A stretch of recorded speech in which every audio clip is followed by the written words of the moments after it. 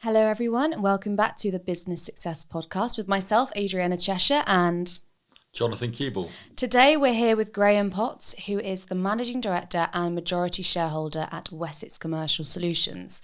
So from winning contracts, buying businesses, selling businesses, and everything in between that you can possibly imagine, you've had a lot of experience within business. So actually at Wessex Commercial Solutions, you say you're not just accountants, you do a lot more than that. And your accountant services are founded and based and guided upon that real business knowledge that not only you, but also your other directors within the business have as well. So it's great to have you with us, Graham. Thank you very much for being with us. And it's great to be here. Thank you very much. Of course. Over to you, Jonathan. Yeah, welcome, Graham. Good to see you. Yeah. So just tell us, let's go right back to the beginning. When did you start Wessex Commercial Solutions and why? Thank you, Jonathan. And hello, everybody. Started in 2009, actually 1st of April, believe it or not, April Fools. And the reason was it was the only time I was made redundant. I was managing director of Denham Oilfield, which was a large energy support company throughout the world in oil and gas. So we had contracting and maintenance services, and we had about 15 trades. And what happened was that with the recession, I just felt that all my experiences that I had within Denham's and previous, I also had my own companies, a couple of my own personal companies, and I thought that would be very good for helping small businesses because I'd actually been there on both sides, commercial, from point of view corporate as well as personally. Okay, we've come across a lot of accountants, but I think you're quite special. Special in a good way, because you actually you offer more than just accountancy. But before we go down that route, what actually makes your company different? I would say it's obviously I'd always say the people. I've got a great staff. Yeah, and we've met them, and they are good. They are lovely. I think it's that accountancy sometimes can be seen as, I don't know, this mystique when it's just basically numbers. Yeah. And it's understanding how to interpret numbers. So I think it's a part of the team, the fact that we've got the personalities. I also think it's the way we're set up. It's my team we all work from home. We're virtual, which makes it different.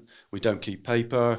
We use all different apps and everything. We're always looking at better ways to actually get information in simpler and to actually be able to interpret that information better. So that's that. I think if you think we're family, and that's why we like to work with small businesses, because I'm very family orientated, as are the team. So we like to look after people. And I think that makes us different. And also it's the experiences, because we've had businesses ourselves. Personally, I've lost and made money in business and my own. And I've gone through all those experiences. That's really good experience though, isn't it? I've gone through all those experiences that I would say most business situations, I've been through it either personally, and if I haven't, it's probably corporately. Because I've been involved with growing businesses, closing businesses, buying businesses, selling businesses. That gives you a lot of empathy with other businesses, doesn't it? They're going through what you've seen. It is, and it's understanding where the issues are, which are usually around cash, staff, things like that, supply chain. But actually, I've been in those positions, and I can help. So I think that's really where I would say we're different, is actually having that operational knowledge. Yeah. Oh, 100%. It's not just learning from a book and regurgitating. You've actually lived those experiences and so forth. But one of the things about your company and so forth, which I think is really interesting, is that you're really unique in specialising in zero. That's Tell us a bit about that. Well, I left practice many moons ago, which don't want to say on here. You look very young. Yes. Thank you. Yes. So I left practice when I was a baby, because I look forward, and most accountants look back. Went into corporate, like I said. Also, there was one thing that I set up a business to get my wife back to work. That's part of my values. So I bought a business actually through bonuses that I had. And I think what happened is that I never felt that accountancy was always in the past. Yeah. whereas I looked future. That's clever. Sure. Now, as Wessex, we started using Xero in 2014, and I used it in one of my other companies, Kazor. And what I found was that actually, and it got better and better. Now, often with software companies, as you grow and you use it more, then you have to go on a different version and everything. But with Xero, you didn't have to. It was also cloud-based. It was also set up cloud-based, not paper desktop. Mm-hmm. It was the fact that I actually, with the information, I could actually put all the information there. And the big thing for me was also I had what was called an Open API, I think it's Advanced Programming Interface, whereas other ones didn't. They sort of said you had to have their products, where this opened up to other areas. So if Xero didn't work for, like, say, didn't have the right timesheet entry, you could get an app that would link with it. And it was all that. And I just felt it would actually give small businesses the right solution. The main thing for me is that all our clients are either they do their accounts themselves or we do them. They have to have at least quarterly management accounts, so they're up to date, which means we can actually give up-to-date business advice.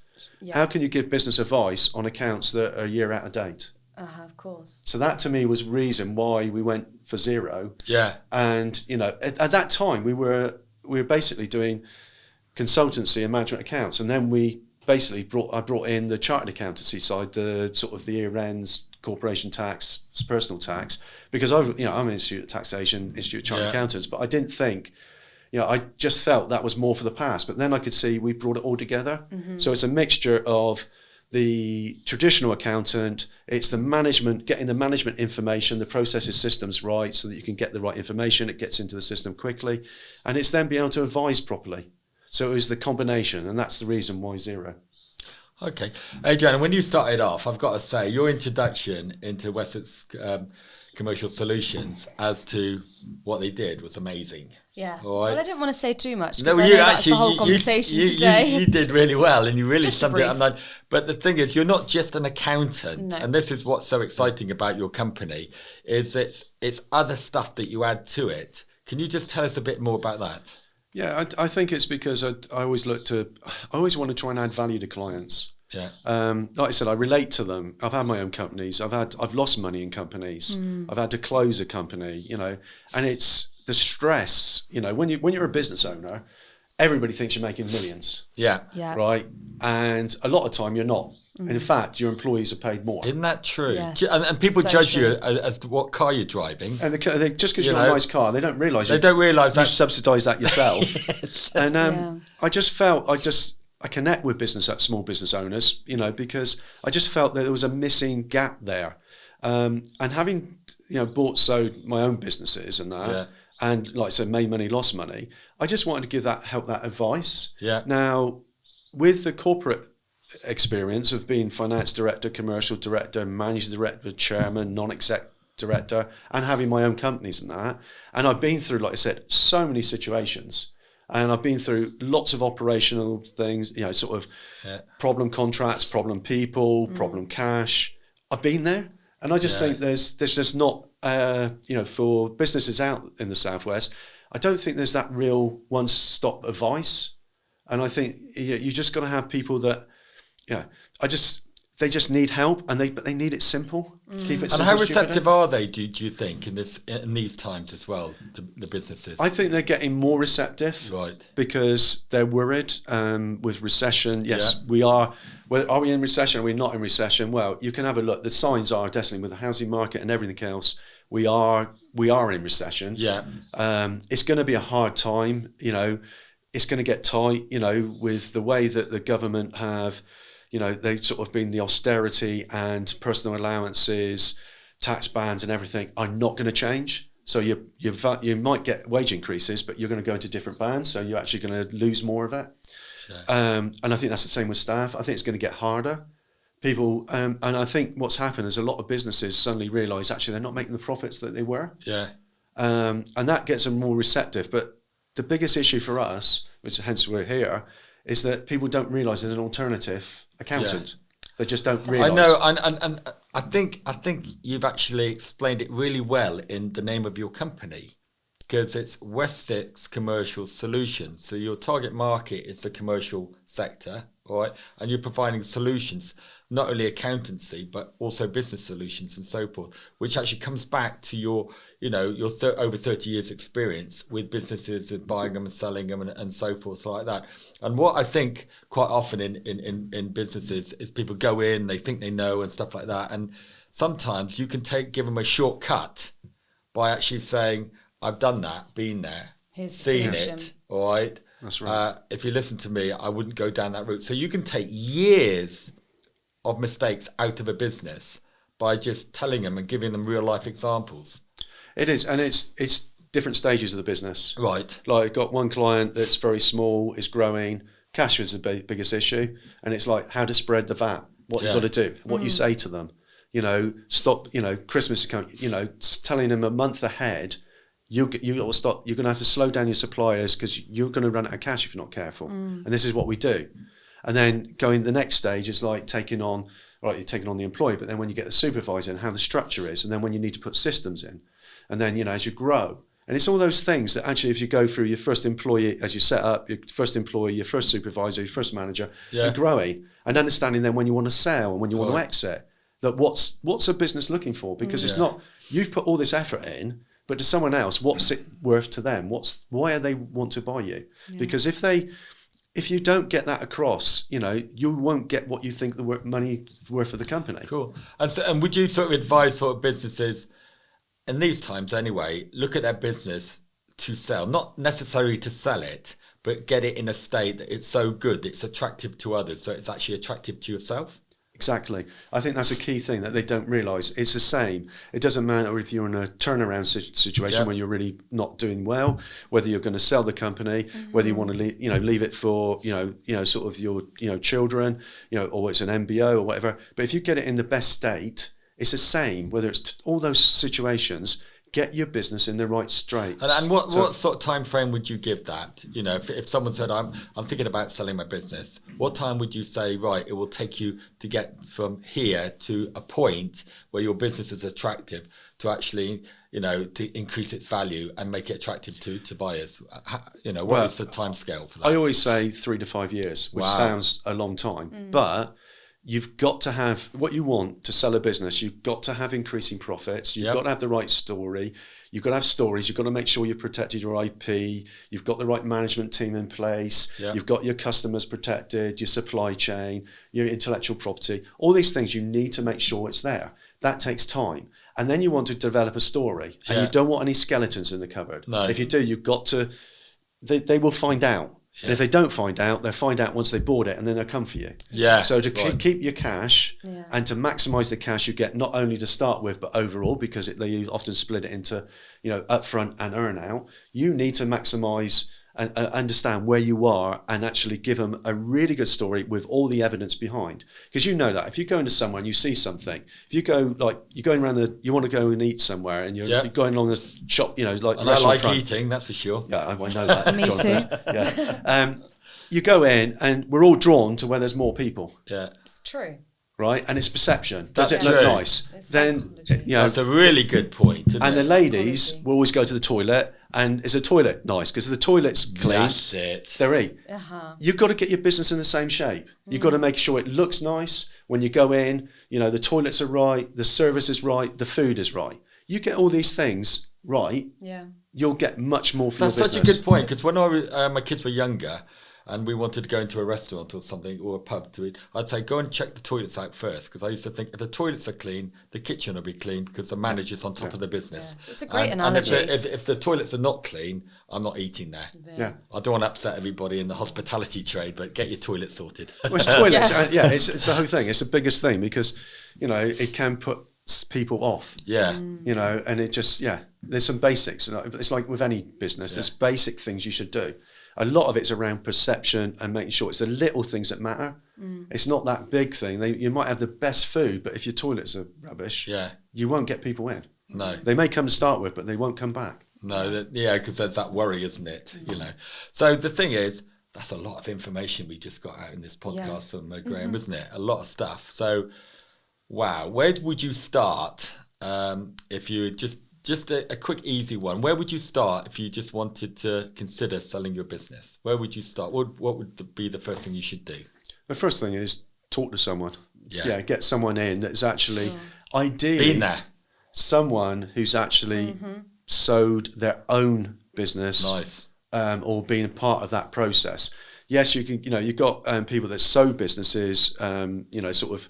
There's companies out there that sow your business. There's obviously accountants, and the accountants are very good for your tax planning structure and all that. They're brilliant.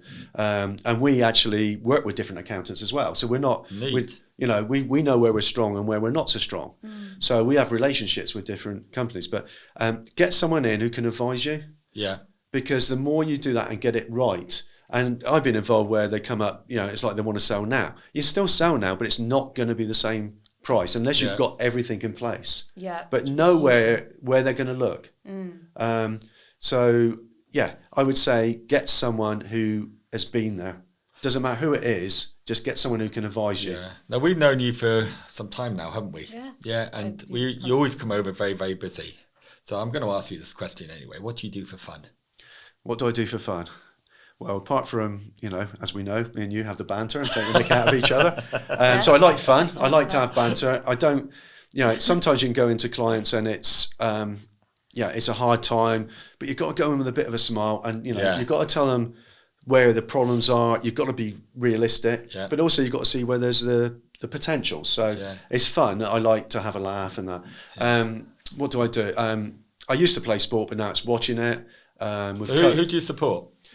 As football, I support Arsenal. Well, you're probably going to lose half the audience now. Yeah, I know. Sorry I like Arsenal too because my dad was in the Royal Artillery. I'm sorry. And they're doing very well. Yeah, so, and it was only because when I was 5, my brother, he was 5 years older.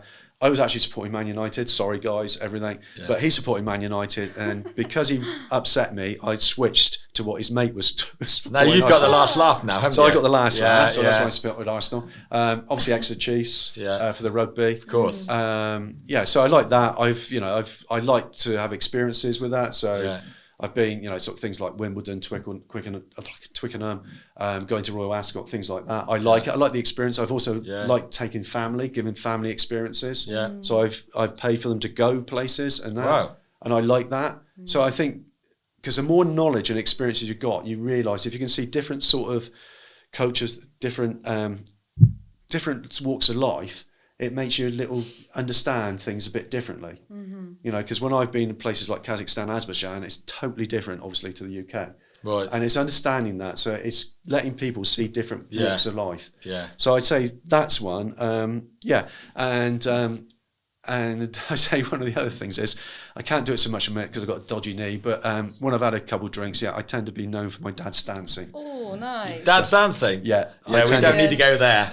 Yeah, I tend to be music up. Well, and it's not just YMCA. It's, just everything. Yeah. And get carried away. Good for you anyway. So why not? Everyone else can dance, so why not enjoy your dancing? So I think we've covered it. Yeah, it's been great chatting to you. Thank you very much. It's very clear that you're passionate about what you do, and that Wessex Commercial are kind of there every step of the way with their clients. And you are definitely much more than just accountants. So if people want to get in touch with you and learn a little bit more about what you do and perhaps have an initial chat with you guys, how can they best do that? Well, you can search out wessexcommercial.com on the website.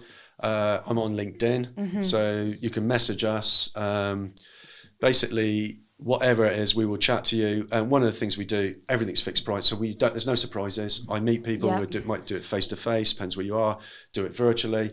But until we get to a point where we understand the scope of what you want and everything, there's no cost in talking to us. So I'm open to chats to anybody. Great. And we will give up to an hour's free advice for prospective client or for clients and prospective clients. And we operate that sort of area where if a client rings us and they've got a problem, we'll talk to them, and unless it's going to take a lot of time, we don't charge any extra, but then we'll scope it if it is a different project. Of course. So you can, like I said, the website's the easiest one. Brilliant. Sounds great. Thank you. And I will leave those links in the description of the podcast as well. Thank you very much, Graham. Hope you enjoy the rest of your day. Yeah, thanks, Graham. Thanks. Thank you both. We've learned a lot actually, and there's a lot being put in there and so forth. So we could talk to you for another, I guess, an hour, I suppose. We I could, have and I no doubt that appreciate you that would. Jonathan didn't talk as much as me for a change. No, I was listening this time, and it was good to listen. So well done, Graham. I really enjoyed it. Thank you. Thank you very much, guys. Thank you. Thank you. Appreciate that.